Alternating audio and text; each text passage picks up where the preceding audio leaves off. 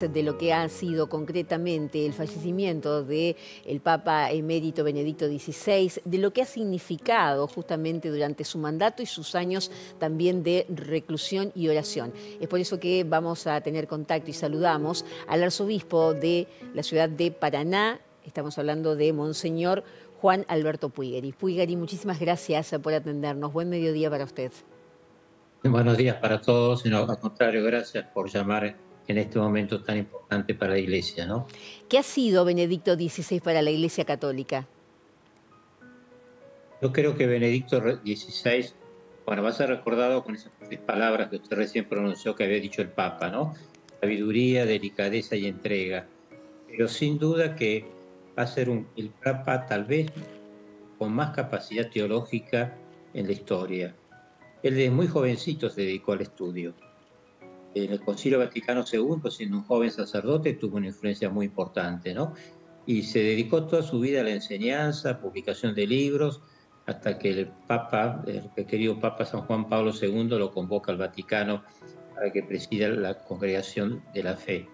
Y después va a tener que asumir esta misión tan difícil de ser Papa a una edad también grande, ¿no? Va a ser el gran teólogo, pero un teólogo que hacía teología de rodillas, es decir, con mucho contacto con Dios. Un teólogo que al mismo tiempo tenía bien los pies sobre la tierra, porque sus libros, que van a tener mucha vigencia durante mucho tiempo, toca, analiza, estudia, confronta todas las realidades del fin del siglo XX y comienzo del siglo XXI que les tocó vivir, ¿no? Creo que es un gran papa teólogo, que Eh, iluminó mucho esta época, ¿no? Monseñor, siempre se le denomina a Benedicto XVI, por lo menos cuando uno ve crónicas en los medios de comunicación y a veces hasta de algunos periodistas especializados en materia de religión o del Vaticano, como un ultraconservador. ¿Eso qué significa, digamos, hoy por hoy? ¿Que estaba negado a la apertura de la Iglesia a nuevas ideas o qué significa estrictamente? Yo creo que es un título que no es justo. Él, por un lado, por su sabiduría, defendió las verdades perennes, las que son para siempre, ¿no? Las que duran siempre. Pero al mismo tiempo tuvo una apertura increíble. Pensemos, por ejemplo, en todo el campo del ecumenismo. Pensemos en todo el diálogo que él tuvo tan abierto con pensadores muy importantes del siglo XX, que se llamaban ateos, y que tiene un diálogo muy rico, muy respetuoso, porque si hay algo que lo caracterizó es su delicadeza, ¿no? Como el Francisco en el trato. Nunca confrontaba con violencia, escuchaba, era de escuchar mucho, dar ideas distintas, la repensaba. Así que creo que no es un título que le corresponda tanto. Conservó todo lo que tenía que conservar, pero estuvo muy abierto. Y hay un gesto absolutamente innovador, fue su renuncia, Sí, que era impensable, sí. era absolutamente impensable. Y después también siendo un papa hasta físicamente débil, había que continuar la tarea de Juan Pablo II.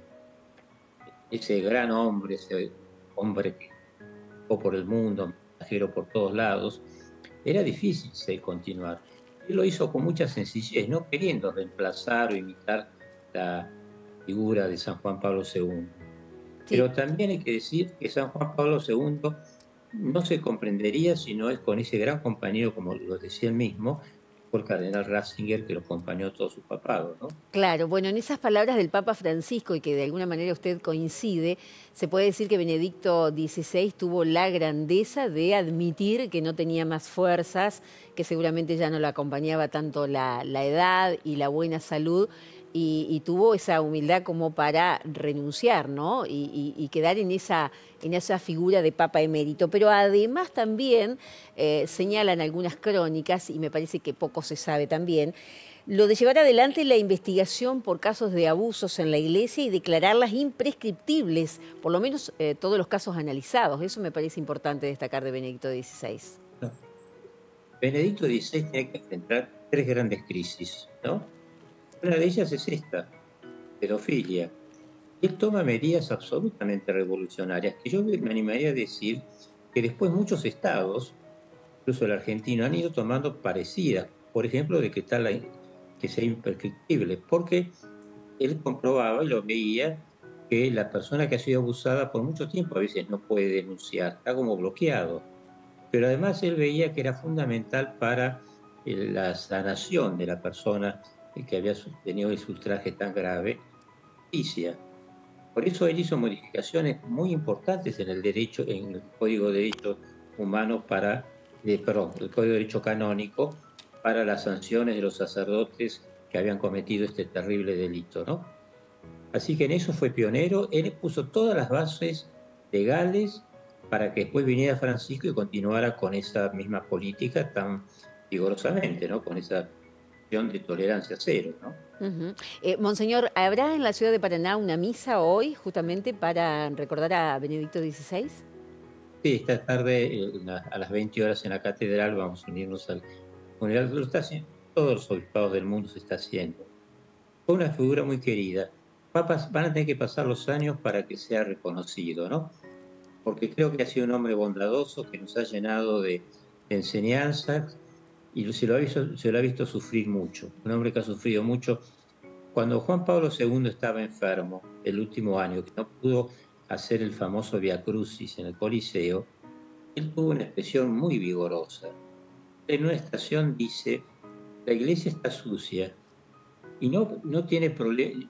Lo más grave no son la gente que se opone de afuera, sino los males que recibe de adentro.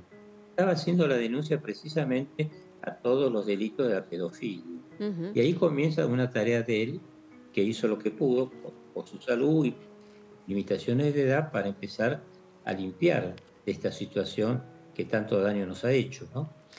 Monseñor Juan Alberto Puigari, arzobispo de la ciudad de Paraná, le agradecemos muchísimo este testimonio, estas palabras, de alguna manera en la descripción de Benedicto XVI y recordamos entonces esta tarde, noche a las 20 en la Catedral Metropolitana de la capital de la provincia de Entre Ríos, una misa entonces para homenajear y despedir también a Benedicto XVI. Muchísimas gracias.